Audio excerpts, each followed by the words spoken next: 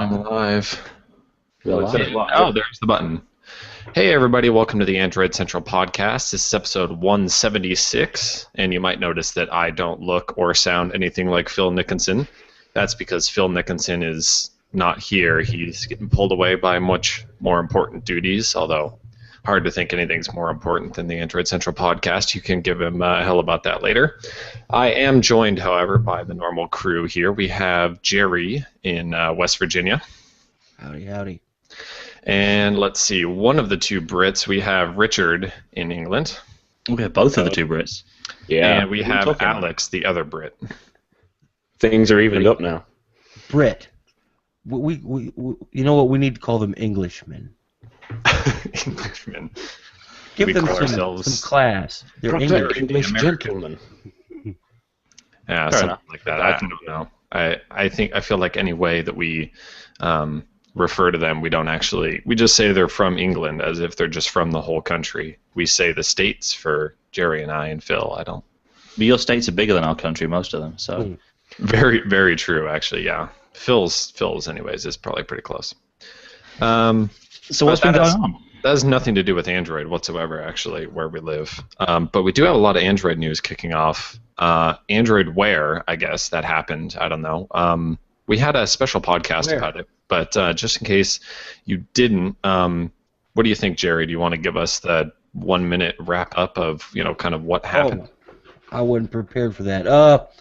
Google came out and said, here's a version of Android that works really good on some watches. Here's a little bit about it. We're going to have more as it comes along. Here's a sneak preview for developers. Then, boom, LG jumps out and says, hey, check out our watch. It's big and it's square and it's sexy.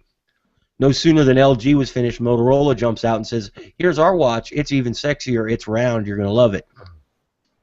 And it just ballooned from there. It's what we've all been waiting for if you're a smartwatch fan. It's somebody like Google or Apple to step in and give it their spin. Mm-hmm. And the biggest thing I think is finally getting this Google Now experience onto a watch. It's the sort of thing we've been talking about for the past year, where it makes so much sense that it couldn't really not happen. But we've still been waiting on it. We've see mock-ups and stuff and concepts that people have come up with, but we've been waiting to see what Google's final vision of, or their first vision rather, of what a smartwatch UI should look like, how it should interface with a phone, and really we've got a really great idea now of how Android at the platform level is going to adapt to this new form factor. We'll probably see much more out of this at I/O, I think. I agree. Yeah, and that's the thing you said. It's about Google Now on the wrist, and that's really the interface is pretty much just cards. It's the Google Now cards, except for it's pulling in all of your notifications. So we should say it only works with devices Android 4.3 and above, but there's a good reason for that. There's notification listener APIs in 4.3 and above that let the watch pull in every single notification that arrives on your phone to just pull onto your wrist, and it formats it in a nice little card, shows what application sent it, and gives you a little truncated list of what the notification says. So it could be Gmail, it could be a notification from QuizUp, or 75 notifications from QuizUp. It could be whatever, and it'll stack them all together. If you get multiples, it'll let you swipe to the right and read more of an email, and then swipe even further and reply to an email via voice. And then developers can go even farther there, and they can come in with some cool stuff. Now there's a preview SDK and all that right now that is kind of we're not talking about that publicly because I don't think you're supposed to. I haven't, I'm not the SDK kind of type. But what we can look at is just kind of the concept videos they're showing off, and I think it looks pretty darn awesome. Yeah, a couple of really important things here, I think. The first thing is that this is probably the first really decent full-featured smartwatch UI we've seen. We've had Pebble, which is very, very basic, still button-based, decent for what it does, but still very, very rudimentary by the standards of Android.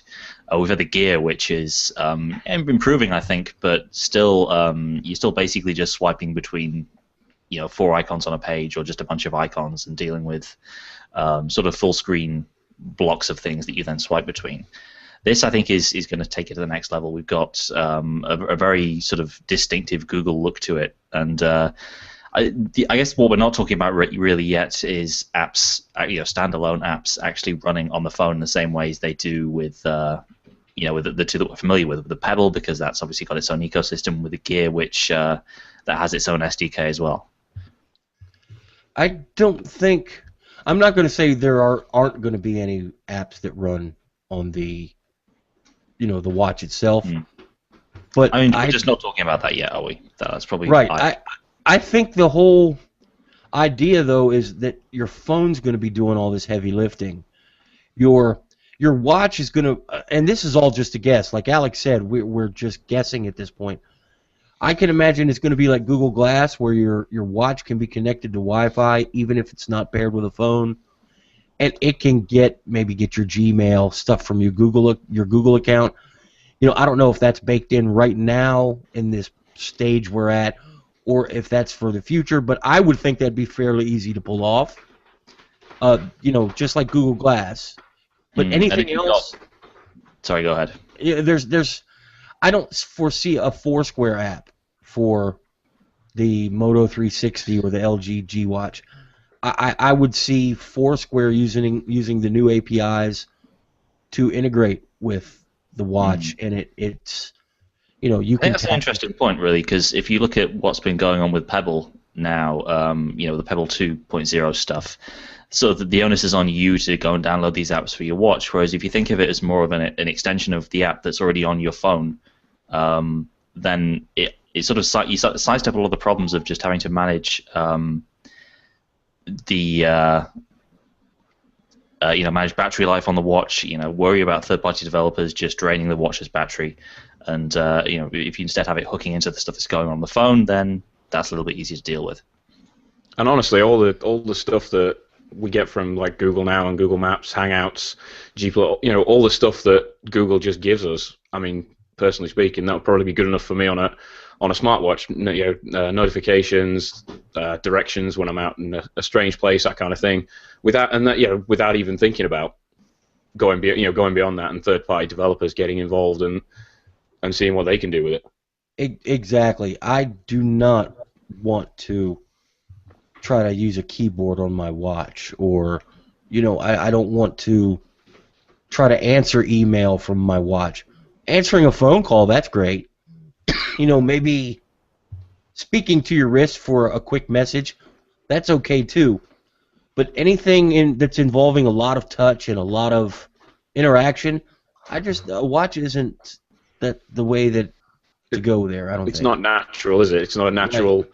It's not a natural motion to hold your wrist up and be doing that. And maybe that's where Pebbles is kind of less intrusive with the buttons, because we're all, if you've ever worn a real watch, you're used to having a little button or a winder or something on the side. So I think we didn't really see much of it in the Moto 360 Hangout, but the brief kind of glimpses and brief little sort of interactions that did go on, it looks very much like it's kind of pulled a little bit of what we know from the Gear. So you've obviously got the swipes and just quick gestures, so that it's still, so you can still dismiss things, but without getting too kind of fiddly and having to, because like you, Jerry, I don't want to type things on a watch. It's too small. Right, and if you think about what makes the Pebble so great and what we all like about it, is that it just pulls in your notifications, it shows the information there, you can scroll through an email and read it, and then you hit the center button, you dismiss it, and then it's done. You've figured it out. But what's the nice thing about this is that when you archive or delete something on an Android Wear device, it's going to also clear that notification back on the phone. So when you hit delete on that email, it's going to be deleted. It's you're getting the two-way communication, which is something that Pebble just can't really do.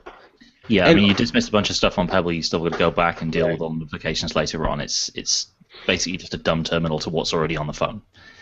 And Andrew, mentioned it a little bit earlier. Part of the SDK, you agree not to share apps and all this other nonsense. Same thing with the Chromecast. They don't want you to put too much of it out there for people, because it's all subject to change. But what we see right now, the part of the jar file that's included in the SDK preview has a feature where it can send an intent back to your phone.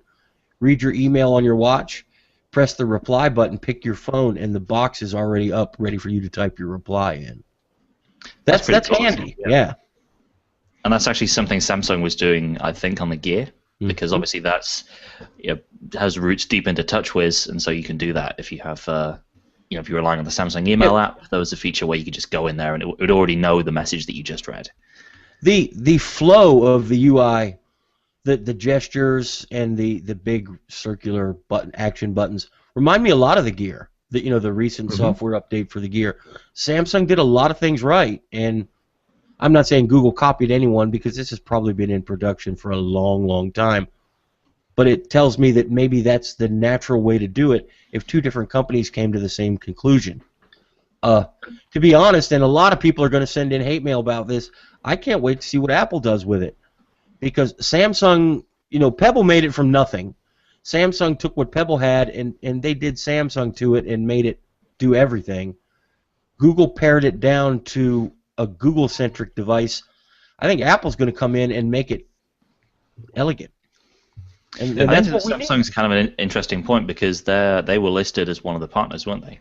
Yep. And, they have their new range of smartwatches coming out now, the Gear 2 Neo, and the Gear Fit, all of which are Tizen. And I guess a company as large as Samsung could have two distinct smartwatch lines, but that would be kind of weird if they did. You would think. So I don't know. Could we be going from Galaxy Gear to Gear 2 back to Galaxy Gear 3? Do you think?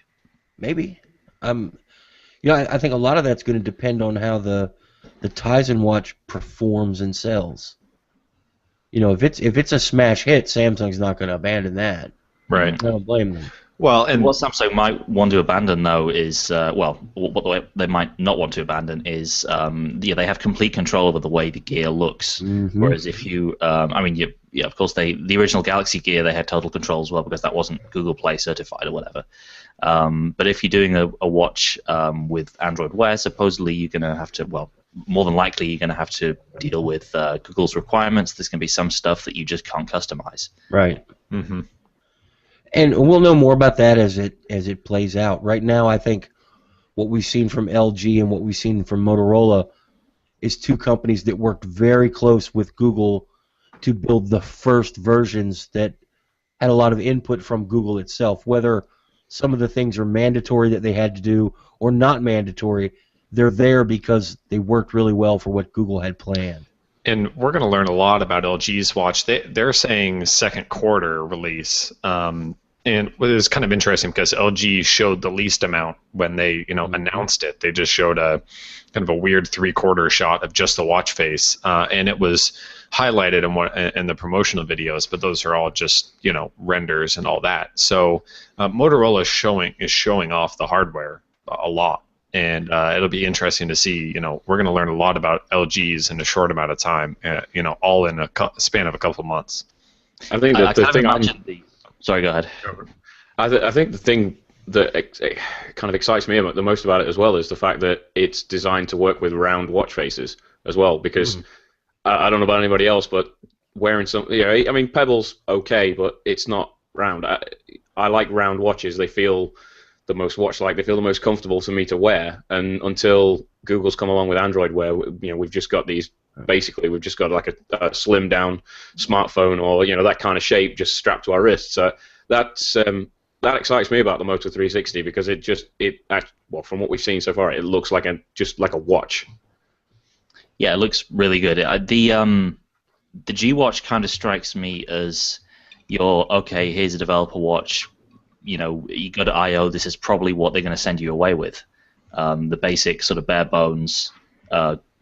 Google experience watch, if you like. Whereas Moto's looks more like it's their vision of what they want to do with a smartwatch, and it's going to be one of the first, but probably not the first or the reference device. That's mostly just guesswork, but that's I would like agree with all of those guesses. I have no inside information either, but that sounds absolutely logical. Well, let's see. People have been lighting up the Q&A with lots of Android Wear questions, so let's pop through a couple of these. Let's see. Dan says, will Android Wear / Moto 360 be the end of Pebble as we know it? And I think the end of that sentence is probably pretty interesting. I don't think so because there is always going to be a market for the $99 smartwatch that's Bluetooth, can work with multiple platforms, and forward your texts and phone calls. These things aren't going to be cheap. Let's be honest. You know, the Moto 360 or the LG G Watch, you're going to be, I guarantee you're talking 250 plus. Oh, I mean, you think that low for the Moto 360? No, I'm guessing. It's not going to be. There's no way it can be under that. You can't build one cheaper than that, I don't think. So No, if I don't think so either. if Pebble knocks the price back another 30, 129, 119, they'll still sell a lot of them because it does what it does really well. Mm-hmm. And a couple of options for them. I think that, like you say, they're always there's always gonna be a market for the lower end stuff, and they're well established with that now. They're a generation ahead of where they were. They have the money and the scale to be able to just churn out these cheap smartwatches, and of course they have the partners with Best Buy and others to get them to market really quickly. Before you take it to the next, they also don't have the stigma of being low end because right now they're not low end. So I think that fits with what you were saying. I do think that maybe Pebble eventually needs an answer to this. Whether the answer is, okay, we're on board with Android Wear as a partner and we're going to have a high-end watch separate to our Pebble ecosystem. They could do that, but then things get a bit interesting because, well, you already have the Pebble App Store, and if you have a Pebble that isn't in the Pebble App Store, then how do you handle that? They're in a bit of a tricky situation with how they handle the high-end stuff if they do something that is Android-based, and if they do something in the high-end space that isn't Android-based, then they're going to be competing not only with Apple but also with the other large smartwatch ecosystem out there from Google. let's see here. I think a lot of people have been asking this, but let's see. Graham asked, do you think Google Glass will be updated to use Android Wear? I think that's kind of an interesting line. I mean, it is something you wear, isn't it? So I would like to see it. I would imagine that has something to do with it. I would think that's a wise move. It's bad enough having 2 versions of Android, 3 versions of Android if you count whatever they're going to do in the living room.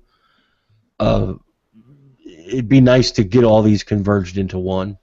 Mm-hmm. And I think the UI that we've seen in the videos would go over really well on Glass. It's very close to what's there now. And I think it's it would kind of add a different paradigm to Glass, because right now Glass is really focused on you use this My Glass app, you install apps to the device, and then it kind of manages its own data, and it does things on its own. Maybe this could be a way for Glass to slim down a little bit and try to do a little less on its own, and kind of do this notification listening like the watches are set to do. And the battery will last more than 30 minutes. That would be fantastic, yeah. The thing is, you're surely not going to have the two. Oh, go on. It's Android Wear, not Android for smartwatches. Right. Smartwatches are just the first step of this. So if you imagine what's the other main wearable device that people are aware of? Well, it's Google Glass-like devices, it's smart glasses. Surely that's the second step if the first step is going to be smartwatches this summer. You're not going to wear them both at the same. Well, you might. You might do. I'm gonna. Yeah, I found myself leaving the house with Pebble on my wrist and Glass on, and it just feels kind of stupid. On top of Glass just feeling kind of stupid on its own. When a Hangout message comes in and everything goes off at one time, you realize this is too much. Let's see. I think we should probably wrap up the Android Wear. We also forget that there was we already did a Hangout just for Android Wear already, episode 175 that you can go view. That was the bosses, and we don't care what they have to say. We want to say what we want. Well, if you would like Phil's perspective at least, because Phil isn't here to talk. I mean, this is just going to be we'll be talking about Android Wear for months and months and months to come. Absolutely. But there are other things going on. I think Jerry well put it as phones we all want but we can't buy yet. The first, obviously we have this HTC One stuff coming out. We have promotional material showing up in carrier stores. We have people contests for carriers to win one when it comes out.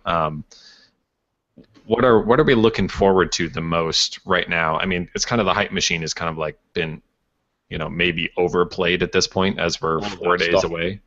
It's been an interesting kind of hype, hasn't it? Because we're coming up to what what is going to be the retail launch of this thing. We know in the UK it's coming out on March 25th, and you'll actually be able to go out and buy it like an hour after the event at Coffin Warehouse.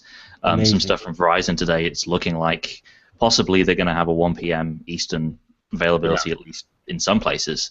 So it's kind of interesting that the way the hype is moving, this thing is still officially unannounced. So of course, it's leaked all over the place, and you would expect that if you have to go through all the jump through all the hoops to get it ready for release and launch on the same day. There are more people that need to have the phone, so more people that can potentially leak it.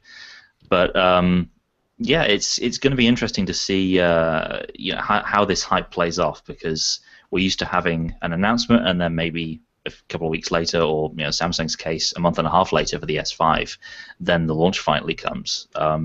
So we haven't really had the situation in Android, I think, where a very high-profile phone has been announced and released on the same day. No, I can't think. We've never had that with anything from any platform. You've always had to wait a week. 10 days for it's 10 days for the iPhone, even so. So that's going to be interesting, because that's, I hate to call it an impulse buy for a $600 object. But some people are going to do exactly that happens. Yep. I'm going to say, hey, Phil, buy me a HTC One. Phil, buy me a HTC One. And if I can talk him into it, that's an impulse buy. I just had him buy it because it's available. So, smart move. I think anything under 2 weeks is, like Richard said, 10 days for the iPhone is pretty stellar already if they can do that. Yep. But if we're seeing, Verizon is saying, 1 p.m., check the store or refresh or whatever on the 25th, and like I said, you can at least go to one retailer in the UK and just buy one that day. I mean, even if it's not widespread for another week or two, that's still like insanely impressive for a launch, a multi-country launch. But it all kind of ties up as well, because I mean, even here we've had adverts in the high street outside one of the phone shops for about a week now, advertising the new HTC One with a little pixelated picture of the phone. So it kind of, when you add up all the rampant sort of hype and bits and pieces we sort of see everywhere, it kind of all lines up that it will, that it would be going on sale pretty much straight away, because you're not going to have all this and then get to the event, it's available it's available 2 weeks from now, because you kind of it's building it, and then if they did launched it and said, it's available in 2 weeks, boom, it's just it's just stopped, it's stopped dead in its tracks. So, more importantly, what else is out in 2 weeks? The Galaxy S5. Right, exactly. Every single day they're going to jump on Samsung. So. Yeah, every single day HTC has their phone on the shelves, and Samsung doesn't, is important, because they're in a tricky situation with that last year when, especially in the US, there was this delay, and of course Samsung, they still had kind of a lead on Samsung, but they had issues with availability and stuff, and they, I don't want to say they squandered the lead they could have had, but they didn't have as long a lead on Samsung as potentially they could have last year. HTC is in a bad spot there anyway. In the spring, you've got the new Galaxy. In the fall, you've got the new iPhone. There is no good time for them to release a device, so the sooner the better. Right, and if they can ride the hype train all the way into just store availability, so it doesn't drop off people's minds. I mean, they're just not going to have the marketing train, to build up hype for another 6 weeks after they announce it. It's just not going to happen. And like Alex said, we got a flood of Galaxy S5 pre-orders and information. At least a lot of the U.S. carriers, I think AT&T, U.S. Cellular, and T-Mobile have pre-order dates up. They're not giving exact availability dates, which is funny, because Samsung said April 11th. Some of them are. I think AT&T is April 8th, and a couple of the others are like the 11th. So yeah, it's kind of early April stuff, based on availability or whatever. Because they're obviously going to have to gauge, their pre-orders, and there's different models for all the carriers. But we have people that are already taking up carriers on plopping down money before the GS5 even comes out. So that obviously gives you an idea of what the market's looking for. A couple of potentially interesting things for HTC. Obviously, the potential for leaks is so much greater if you launch and release announce and launch on the same day, and it's actually available to buy.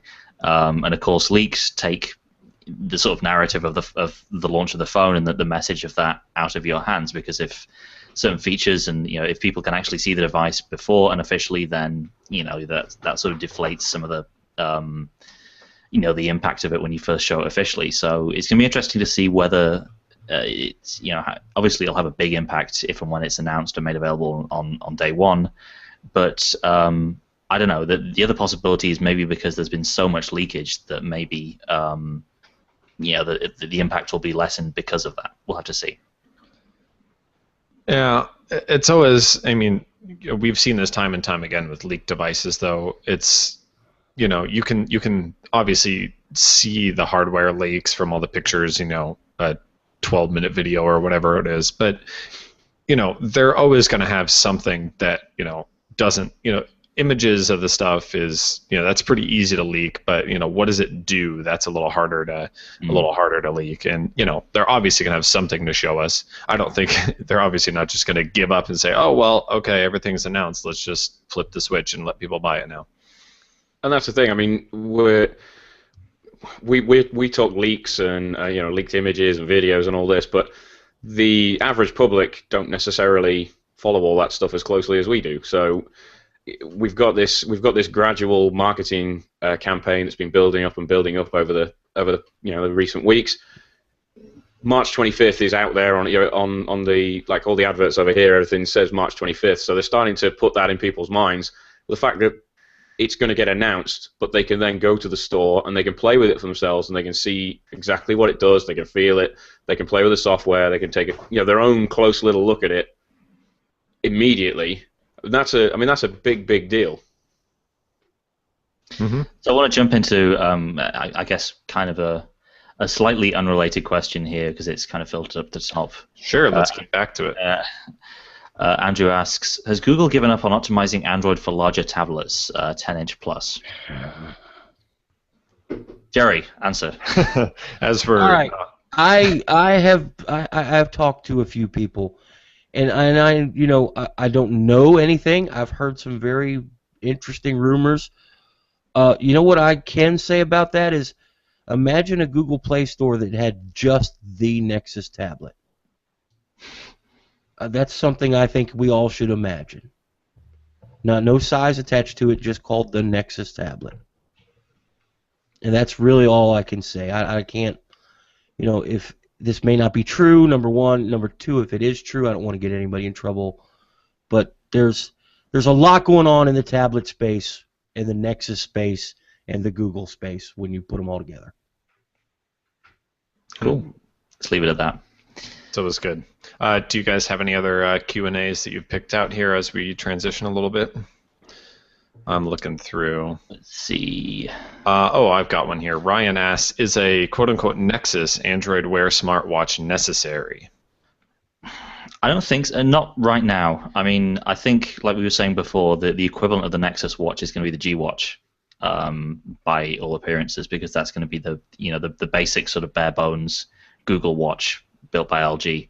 I don't know. It's going to depend on whether they become more, how the market progresses and how they're going to become more mainstream over time. I think it matters what the Nexus brand just is in general to every person.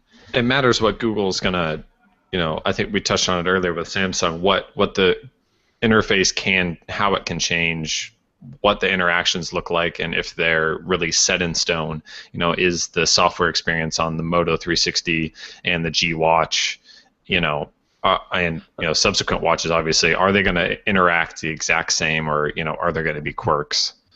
And it's a Nexus phone wasn't necessary until somebody saw that phones like the Moto Click and the HTC Hero were selling, and they were very far different from quote-unquote stock Android, so they needed to put some sort of reference device out there.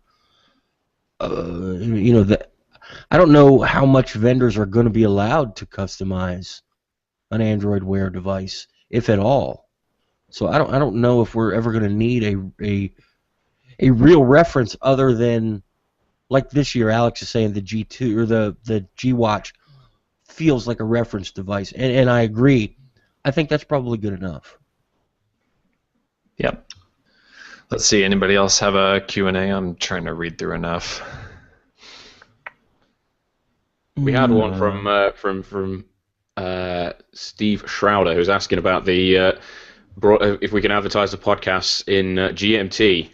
If you, they should always be should always be within the post. It's not usually in the headline, but if you click on the announce post, you should always see a GMT time. We're struggling at the moment because the Americans have changed their clocks. And yeah, I guess for that it makes sense if. And I try when I write it. I even go to a website and verify the time instead of just guessing. Or asking one of the British people. Let's see. We had kind of a related one from. Was it gone? Keeps popping down. Thomas writes, "Do you think HTC could out a smartwatch on the 25th?" And I kind of think they will, but it's an interesting question what they're going to do now, because there have been rumors circulating. I think one of the US, one of the major newspapers had something on HTC making a Google Now watch, and of course, you know what Google Now watch is. It's an Android Wear device, right? HTC is obviously on board with that. So I don't know. Supposedly it's coming before the end of the year.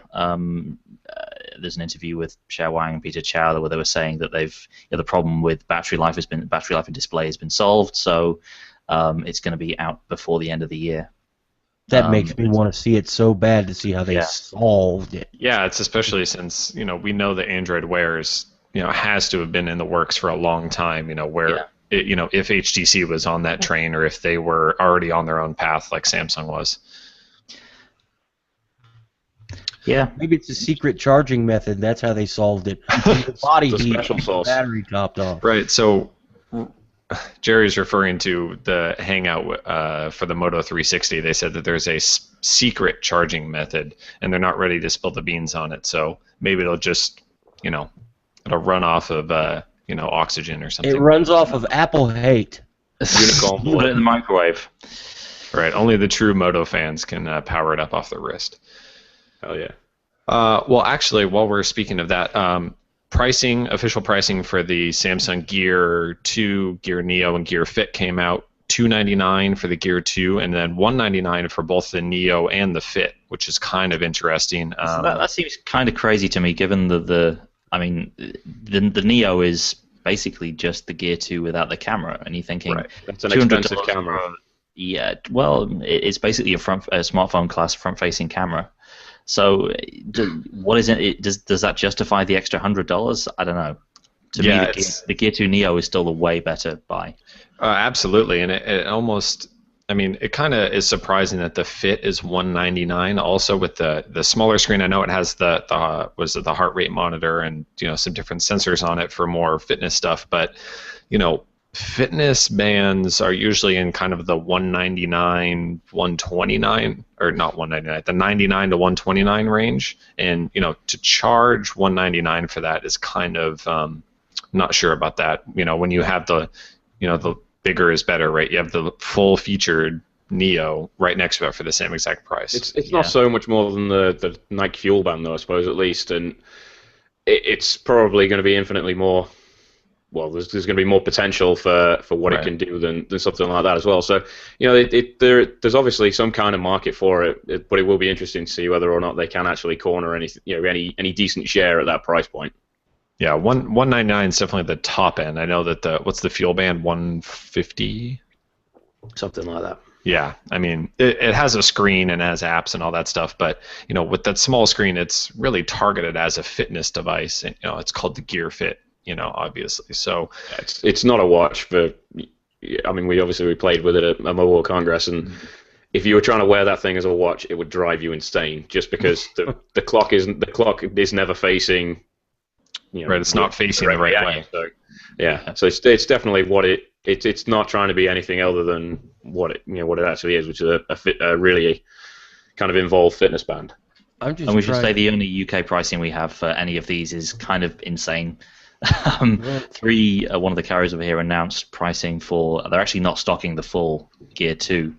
They're stocking the Neo and the Fit, and both are going for £199, which is about $350. Yeah. Way to not sell any. Smart. Yeah. I don't know whether that's a Samsung thing, whether that's a carrier thing, or again, that's the only pricing we have in the UK. I don't know of anyone else that is offering. That has it up for pre-order with a price, so that may change. But as it stands, the only price we have. for the UK is kind of crazy. In the UK, you pay more for the fitness band than in America we pay for the one with the creep shot camera. Stupid. Yeah. Fix it, Samsung. That's stupid. Mm-hmm. Well, Fix and it, so British government. I think even so do we think that they're just going to run into the same wall as they did with the original Galaxy Gear being $299? I mean, obviously we've established that it kind of seems like the Neo is. It kind of makes the Neo seem like a steal at $200 when it's the Gear 2. Yeah, you imagine you're buying your Galaxy S5 from Best Buy or whatever, and you get the usual upsell thing where they try and get you to walk out with the Gear as well. And there are two of these things there, and one is $199, the other's $299. You ask them, what's the difference? Oh, one has a camera, and that's basically it. And are you gonna, is the average person gonna want to pay an extra $100 for a camera on their watch when they're already buying a smartphone with this awesome 16 megapixel camera? You can only imagine the Neo is going to be the better seller. If you have to. I'm buying one. I assume all four of us here are interested in having one to play with. I can live without the camera. I'm not, but well, I can live without the camera. I'm not even considering the Gear 2. The Neo is the only one I considered. And I think it's just a shame that Samsung's not kind of, Samsung's got a lot of weight, and they could take a hit and really price this thing cheap to get it out there. I'm really surprised that they haven't done some kind of, even if it's a bundle, a proper bundle with the Galaxy S5, that they haven't just thrown everything they can at this thing, cut it down to $99 or something like that, take a hit on, because it's never going to take off unless they get these things out there and they get them on people's wrists. If it's still too expensive for the average person who's going in to buy, and this is kind of, I had a discussion with somebody earlier this week about it with the Android Wear stuff. Smartwatches are not mainstream products yet. They are far from mainstream products, and while Pebble's done pretty well, the majority of people who have bought them are probably still tech nerds like us, not just an average smartphone buyer. So it kind of baffles me a little bit that Samsung just isn't using everything at their disposal to just get these things out there and kind of kickstart it that way. No, it's kind of not the Samsung way, though. If you look at, they don't really do cheap, even for their cheap stuff. Right. They want to try and establish themselves as a premium brand. I think for smartphones and for most stuff, they are a premium brand. But they want to try. I think the way back for them is if they start pricing watches at $99 or $150, it's much harder for future generations of stuff to then charge $200 or $300.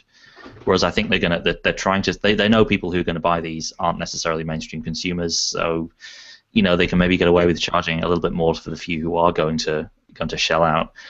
You could argue that hasn't really worked with the first generation of Gear stuff. We heard a lot about return rates and whatever else. But I don't know. I don't know whether you would expect Samsung for their this new wearable line for them to really try and be that aggressive with the pricing. We assume that there's going to be hundreds of thousands of Gear 2s sitting on the shelf unsold. Maybe they only made 50,000 in a batch. There's a minimum number they have to make, but maybe they didn't just make. They don't have assembly lines cranking 7 days a week, and they don't want or need to sell 10 million. Maybe it doesn't actually exist, and it's just a ploy to get us all to buy Neos. There you go. I don't know. It's you kind of think that after the blunder, I mean, you could generally call the original Gear a blunder as far as sales go, that maybe they're just a little more timid on it. They think we'll try it again at the same price with new features, and we'll try to upsell all the stuff. But now we have a full line of them. So, like Jerry said, it's okay if the Gear 2 doesn't sell like gangbusters. If the Neo comes in and sells, 1 million in the first year, 2 million in the first year, that's pretty good. It's not a high conversion rate based on the number of S5s and Note 3s they're going to sell, but it's still, it's a heck of a lot more watches than Pebble has ever sold. And they're still experimenting, aren't they? It's obvious that they have, they've paid attention to what a lot of people's gripes were with the first Gear, with the battery life, and the fact that the camera's on there and it's really bulky, and most people don't want a camera on their watch. So, maybe if the if the Neo is as popular as we think it's going to be relative to the Gear 2, then maybe that model will become the standard, and you'll have maybe, I don't know, the Gear 3 Pro or whatever. It would then be the standard would be the one without the camera, and then the sort of the higher end one, if you like, would be the one with all the extra stuff, including the camera. Yeah, that makes a lot of sense. I think that I think Richard brought up a good point about bundling or something like that. They tried the bundle with the Note 3 and the Galaxy Gear, but it wasn't a discounted price. They said you could buy the Note 3 on contract for $300, or you can bundle it with a Gear for $600. Well, that's not, it's not a bundle with, it's just a bundle. It's just you buying two things. Right, a perceived value, and this is going to be the Galaxy S5 is looking to rough out at about $200 on contract in the U.S., and then the Neo is going to be another $200. So put the damn Neo in a box with the Galaxy S5, charge $249 for it on contract, and just let postpaid customers that are subsidizing absorb it. That'll get them out there. People would spend an extra $40 if they got this cool little watch in the box with their phone. I could even see 100. It's got to come from somewhere, though. I don't know if I don't know if they're trying to sell to the kind of person who's only going to pay an extra $49 though.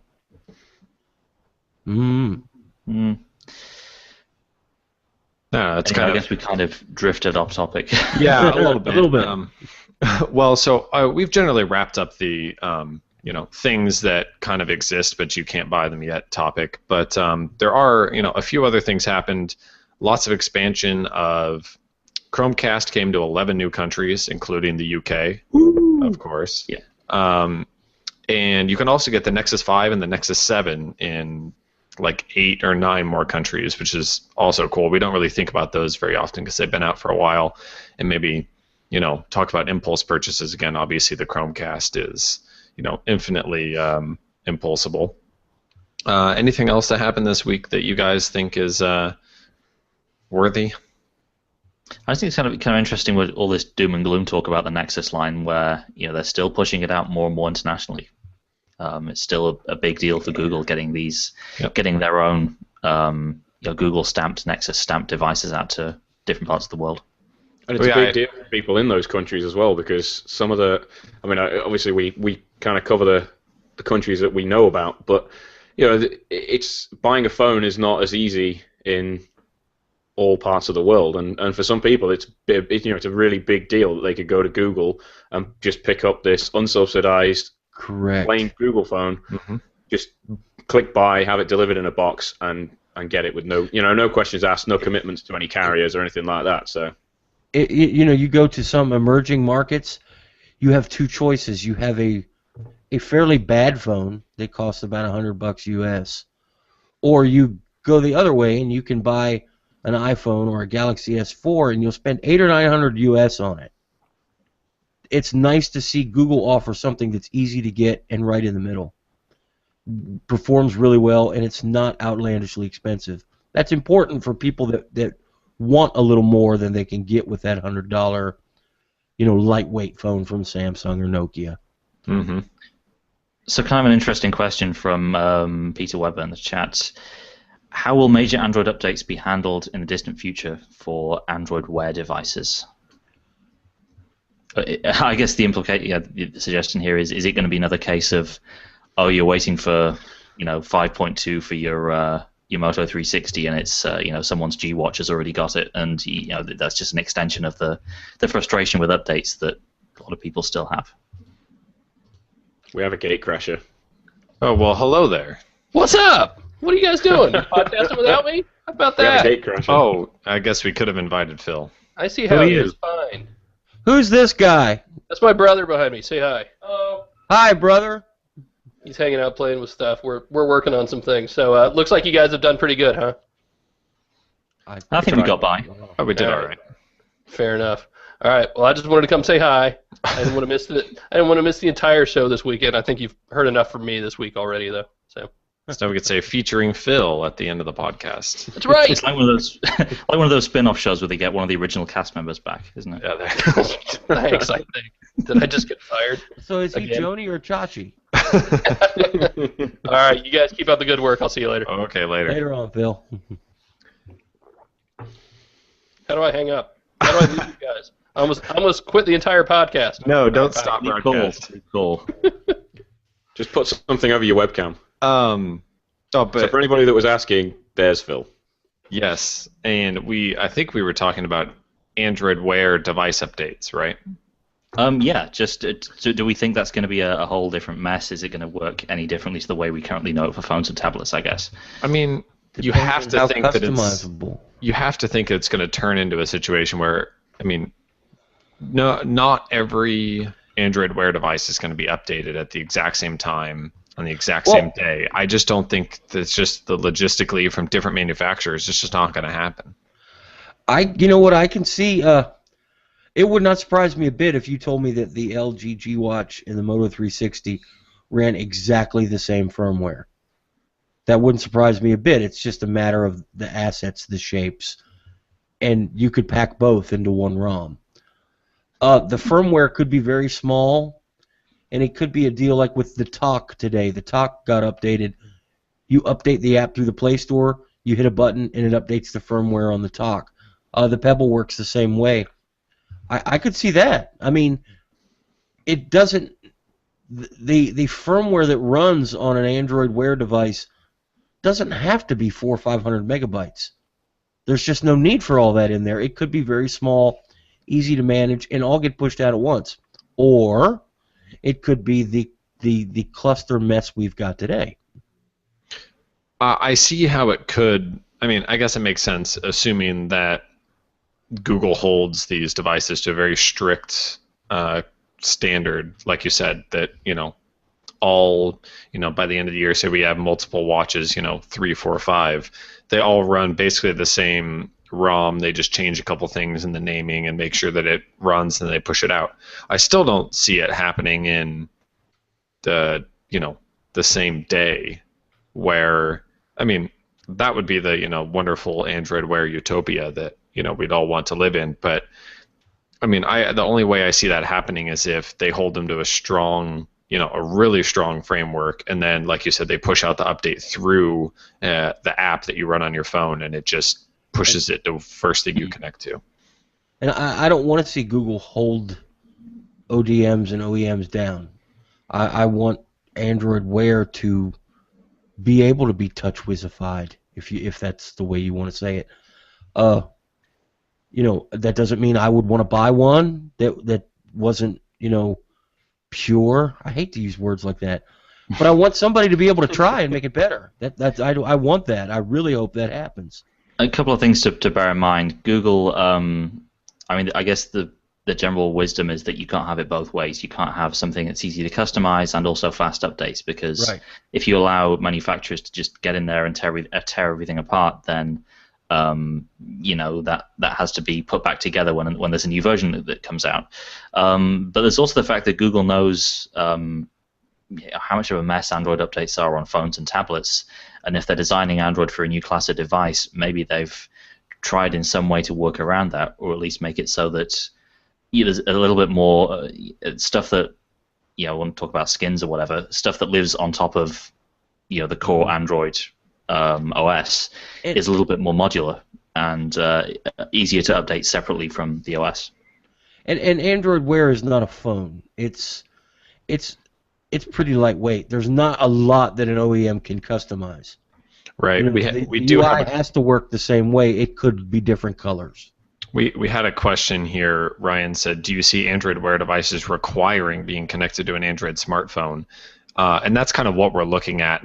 Maybe not required. It's not like you disconnect Bluetooth and your watch just turns into a brick, but it's not going to be doing a lot of local processing. There's limited, if any, option to install apps to the device, as we talked about before. It's really just going to be pulling information off the phone, which it's kind of like with a Pebble as well, isn't it? I mean, if you don't have your Pebble connected to your phone, it still tells the time. It's still a watch. Yeah, it still runs local Pebble apps, I think. Yeah. So there's got to be some kind of very, very basic local functionality, but it's not. Presumably, these things aren't coming with a cellular connection, so you're going to need it connected to your phone to do all the cool stuff like pulling your emails and Hangouts and all that kind of stuff. So You can install APKs to the developer preview, the emulator that they've provided. Nothing works. Everything is designed for a phone. But I don't think that that's how this was designed. I think this was really built as a second interactive screen that works with your smartphone. I totally agree. And that's what it should be, right? You don't need it's a waste of energy to have something that's a separate computer on its own and on your wrist when most of the time you're going to have your phone available to you anyway. Now, if you slap a SIM card slot in it and make it stand alone with its own data connection, that's a different story. Then you may want it to do a few more things because people will want it to do those things. But this is, it supports Wi-Fi, Bluetooth, NFC for connectivity. There is no cellular spec in the, what we've got so far. So it's really designed. And right now, designed only to be paired with an Android phone, but I'm almost sure that's going to change. You see it being, there being an Android sort of client, an iOS client app, so you can use it with an iPhone. Yeah. You think that's going to happen? Yeah, just like they did with Glass. Right. It's going to take a while to get it to work, and then to get Apple to approve everything, but I think that'll come. Right. You're not going to get this. It's not just going to work with the notification listener like it does on Android. They're going to have to do some kind of roundabouts for notifications. But you hook into the notification center like Pebble does. Yep. Well, do you think that's enough Android Wear talk here? That's probably going to wrap it up. Enough for at least this week, right? I'm sure there'll be plenty more. We might have phones to talk about next week. You never know. Yeah, seriously. Well, exactly. We have next Friday. We have a lot. Well, Richard will. I saw him take a picture of where he can go buy it on the 25th. Yeah, I'm not there on the 25th though. I'm in London, so. Fortunately, we're somewhere else we can buy it on the 25th. Oh, there you go. All right. Unless you have anything else to go with here, I think I'm going to throw it to Alex to wrap it up. Okay.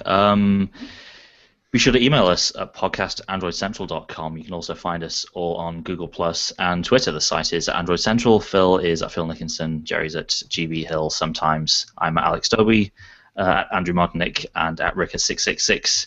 And you can follow all of our other writers on both platforms as well. This is brought to you by by shopandroid.com. You can call them 888-468-6158. And I'm going to leave out the voicemail because I don't think we've done voicemail on that number for about a year. And we swear we're going to do podcast emails. It's just the Q&A works the Q&A works so well, and it's it's just a much better system. It's where all the cool kids are. I will pester Phil, and if we have enough emails, and this is, a general hint, if you want us to do it, make sure we have enough emails. Maybe we'll do an email audio only podcast and answer all the questions. No promises, but I will podcast script. I will pester it.